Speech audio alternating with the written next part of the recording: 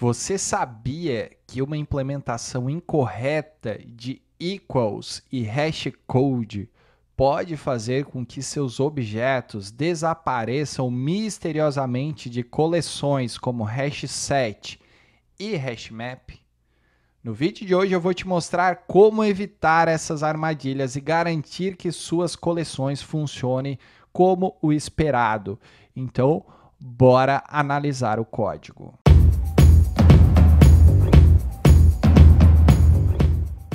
Primeiramente, pessoal, por que o hashcode e o equals são importantes? Primeiro, o método equals ele determina a igualdade lógica entre dois objetos, enquanto o hashcode ele é usado para acelerar buscas agrupando objetos em buckets no nosso mapa. Ou seja, o hashcode vai ajudar bastante a gente quando for trabalhar igualdades com hashset e hashmap.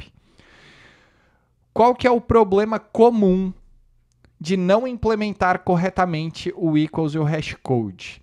Deem uma olhada neste código aqui no nosso Eclipse.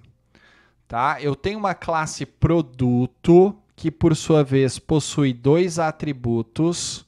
O primeiro atributo é string, nome, o segundo é um double preço. Eles, via construtor, né, são recebidos e armazenados nessas variáveis privadas aqui. E se eu não tiver, por exemplo, o método equals e hashcode implementados e for pegar e criar um hashset, ou seja, jogar uma lista de produtos aqui para dentro. Então, ó, hashset de produto, criei o produto P1, laptop de R$ 1.500, criei o produto P2, laptop de R$ 1.500, adicionei dentro deste hashset e eu quero verificar se nesse hashset contens o P2, ele vai retornar false. Então, vou pegar e vou rodar. Retornou false.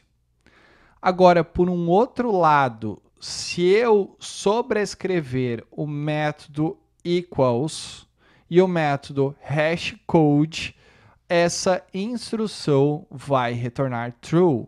Então, vamos rodar aqui. True.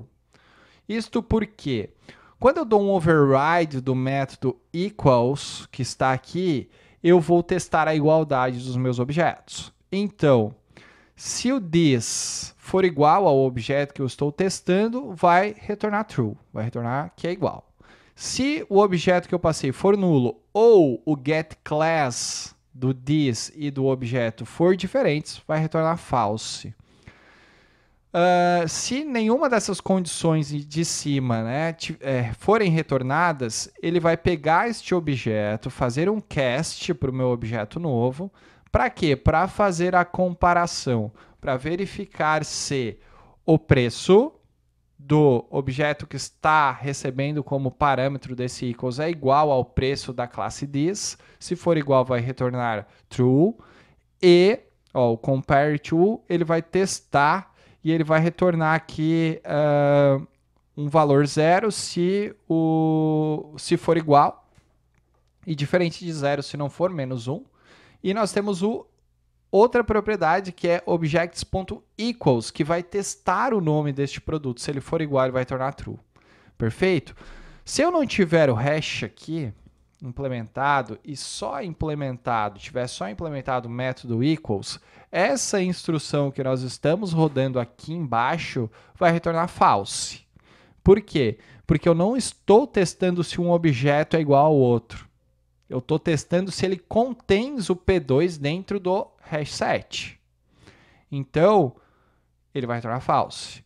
Agora, se eu implementar o hashcode, ele vai fazer um hash aqui para verificar se este P2 que não está adicionado no nosso hashset contém algo ali dentro. Por quê? Contém, né? Porque eu tenho um P1 aqui que é o mesmo nome, o mesmo atributo, mesmo valor, mesmo preço.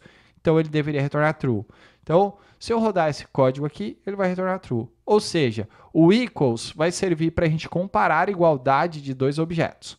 O hashcode ele vai ser mais utilizado para hashset e para hashmap para verificar se contém um determinado objeto dentro daquela lista, dentro daquele hash.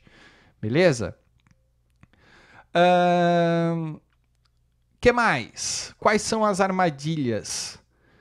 Implementar só o equals sem sobrescrever o hashcode, como eu acabei de mostrar, ele vai quebrar o contrato entre os dois métodos. Isso pode fazer com que coleções como hashmap e hashset acabam se comportando de forma inesperada. Foi o que eu mostrei aqui para vocês. E se os atributos usados para gerar o hashcode pode ser alterado após o objeto ser inserido em uma coleção, isso vai quebrar a funcionalidade da coleção. Então, se eu tenho algo assim, ó,